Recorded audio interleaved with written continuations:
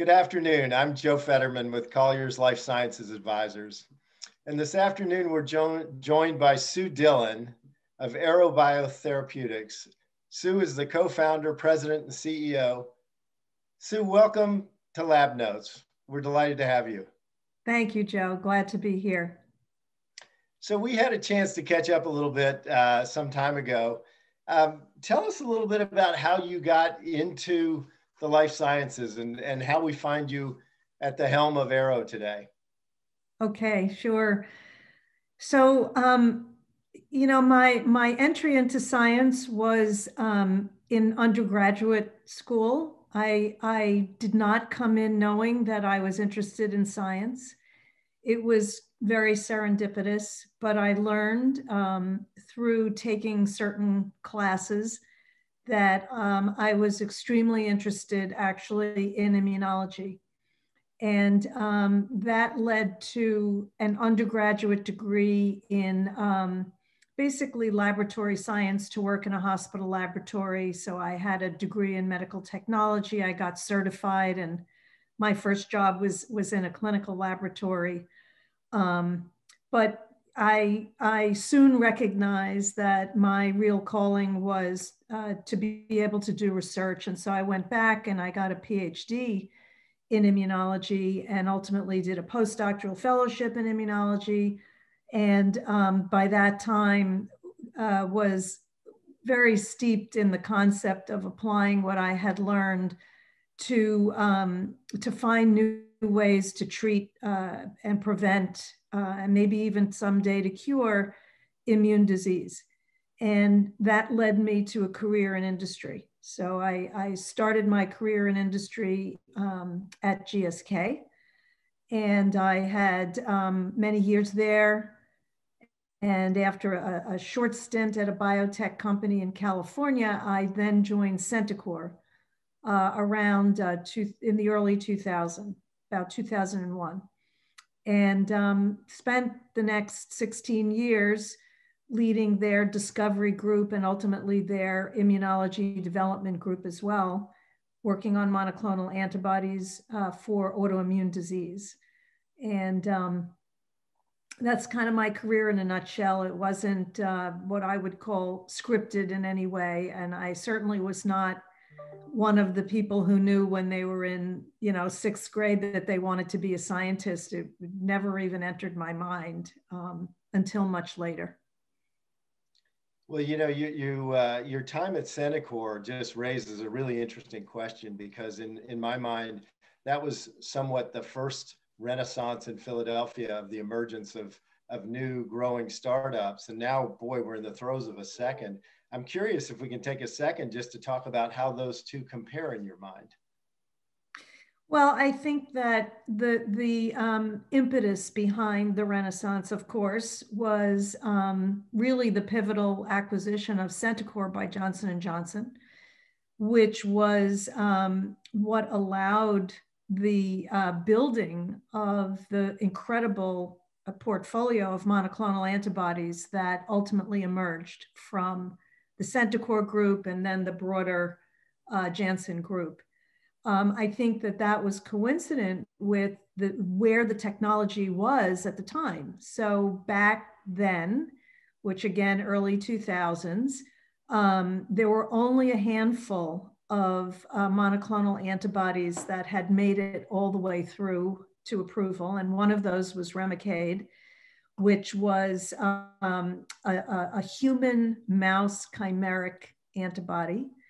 And back then, that was a technology, but the field was already moving ahead to fully human antibodies when I joined Centocore. And that really became the focus of our work, to build a pipeline, to build or buy all the technologies to be able to produce human monoclonal antibodies. And that became the foundation for the industry that's grown up around that technology, and now, many new drugs that have been really life-changing across all sorts of different diseases. I think that timing is everything. And there is an analogy, I believe, to what was happening then to what's happening now, in our industry and in Philadelphia. And that is the emergence of another very important and new drug modality, which are nucleic acids, broadly speaking. And of course, there's many different types of nucleic acid drugs, but it's only really recently that there have been such drugs that have made it all the way through research, development, and onto the marketplace. And yet, maybe, I don't know, there's maybe 4 or 5, 6 that are approved, but there are hundreds that are now in development. And this is the next revolution. I don't think anyone would dispute that. Nucleic acid therapy and also cellular therapies are the new frontier. And so that emergence of new technology platforms is kind of at the foundation of this era, just like back then it was monoclonal antibodies. That's very exciting. So let's shift gears a little bit. I'm thinking about you and your partner and co-founder, Karen, while you were at Centocore and J&J, and the conception of and development of Aro and how that came to be. Well, Karen and I were both very grounded in monoclonal antibody discovery and development. Karen is a protein engineer, and she was the leader of the antibody discovery group way back when at Centocore. And basically, we came up with the idea that it would be a great advantage to develop different kinds of proteins that, on the one hand, could behave in a similar way to monoclonal antibodies in terms of having exquisite specificity for their target, but on the other hand, be easier to work with.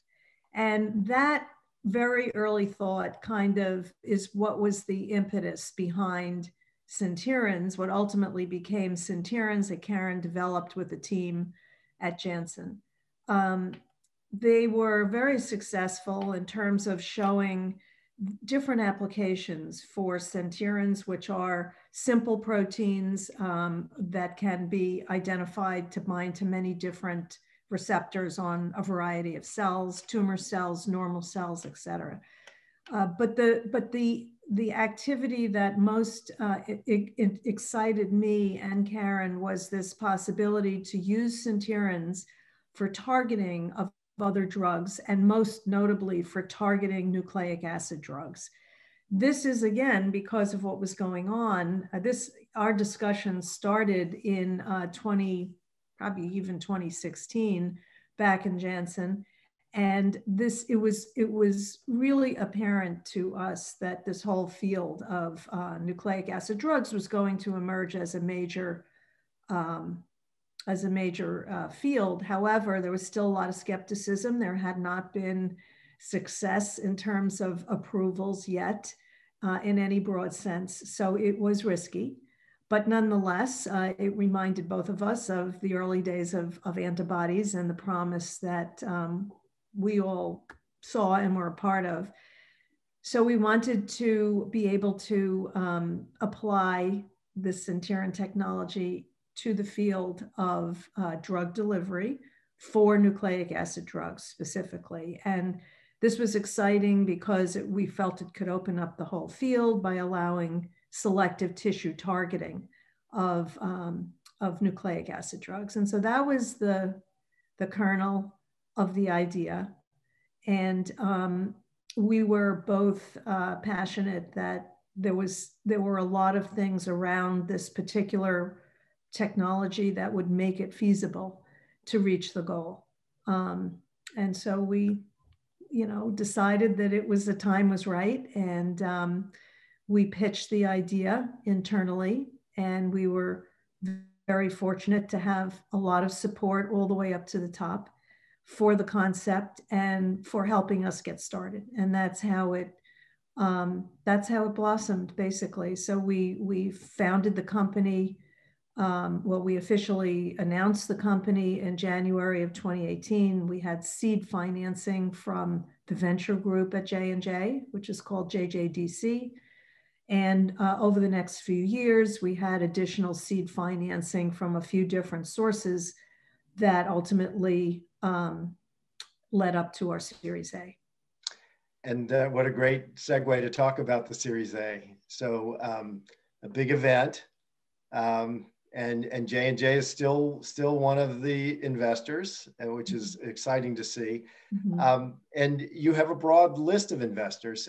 Can you talk to us a little bit about the thinking that went into and the assemblage of that team of investors and how you arrived at the solution that you did? Sure. So, we were looking for investors that had experience with our stage of company and who we felt could help get us to the next level.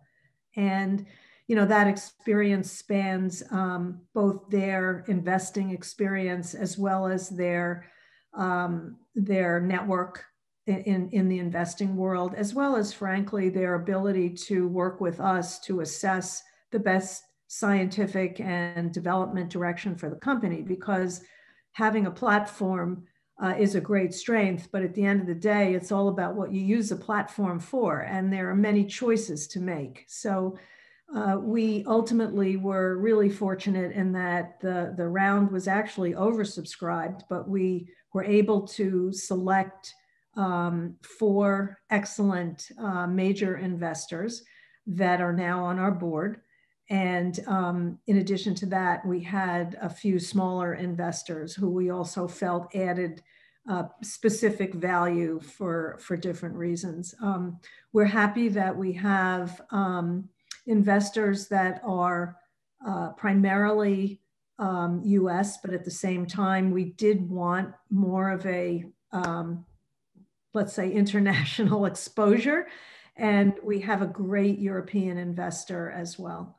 So I think that the important thing for us is that obviously the financing gives us now the resources to build our team, which we're doing. And you asked about, or I think you're interested in how are we going to use this funding? Well, beyond building the team, we are going to progress our programs now into preclinical and then clinical development, which is really the next kind of step up in terms of value creation for the company, as well as proof of concept for our platform.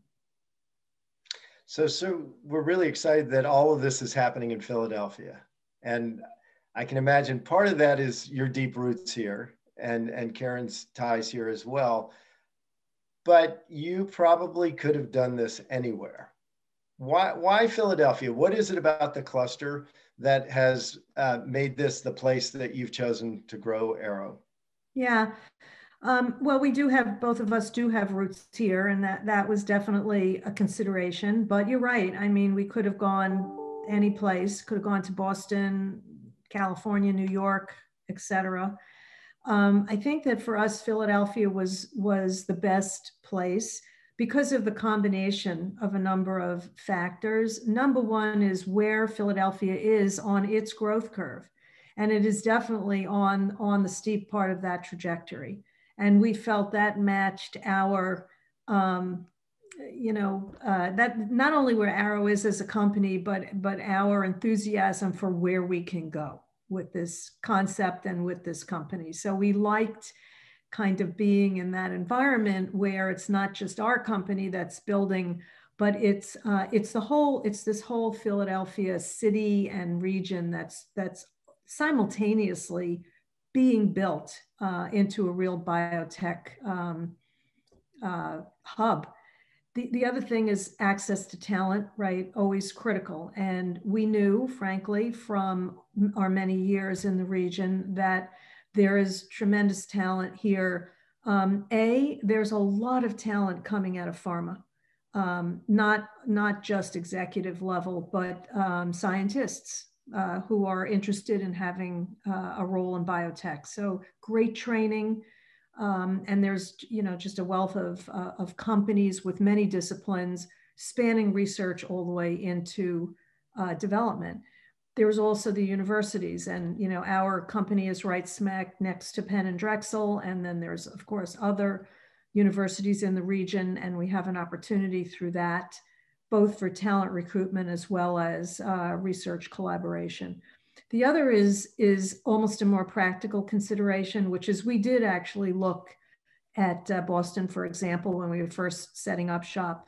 And just the cost of real estate and of being able to have a beautiful facility is much, much more expensive in that area than it is in Philadelphia. So again, it's getting in at that where the curve is on the trajectory, but it hasn't gone so far yet that the costs go out of the roof. Was just great. It was great to be able to use our resources, not all on rent, but to be able to defer some of that to hiring people and progressing our programs. As you look at the Philadelphia cluster, Sue, are there any things that if you had a magic wand, you'd wave it and you would change this over the next year or so? Yeah, I guess there's a couple of things. One is just the practical reality of space. So we, ever since we started looking at space, there's been new space being developed. And we've seen some of these come from the idea on paper to, for example, the beautiful building that we're in right now. And there are lots of other projects underway in Philly that are right now. It's either at the paper stage or the shovel just went in the ground stage, et cetera, different sort of stages of readiness. But there is plenty going on. Even with what's going on, my prediction is it isn't enough. We need more. And we need it faster. So that's one thing, just an encouragement to the real estate developers out there that the demand is going to continue. It's going to continue to grow. It's literally exploding. And we need to build the space for not just the biotechs, but we now have new kind of anchor, very large companies here. Spark is a great example. Recently acquired, but they're going to keep their headquarters in Philly, which is just fabulous. And also when you think about all the supporting types of companies that we all work with, the contract research organizations that we need for specialty work, for manufacturing work, et cetera, we want those to be local as much as possible as well. So there's a lot of need, I think, for continued just infrastructure and growth. The other thing is from the view of every biotech is financed in some way or another. And while many companies in the Philadelphia area have attracted excellent investors, as we have and many others have, as well as big dollars, most of these investors are anchored elsewhere geographically, right? So they're either anchored in Boston or a few in New York. San Francisco is another hub, a few in Europe, et cetera. But I really believe that it's time to start an investor community that is residing here in Philly.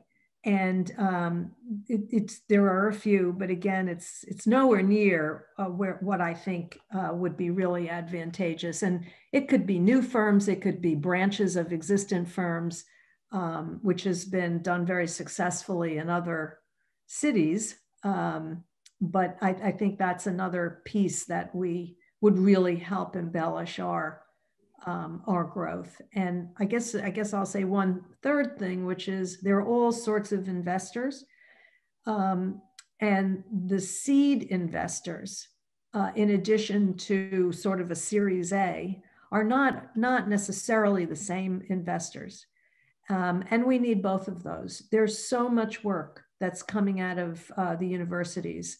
Some of it is translated into companies. We've seen lots of examples, but believe me, there's a lot more coming behind that. And this is another passion of mine, is to see the work have the right support in that critical period of translation between an academic setting and a more biotech setting, when they're not ready for a Series A. there's a lot of work to be done, and it truly is a seed stage enterprise, but that is what eventually then leads to great companies.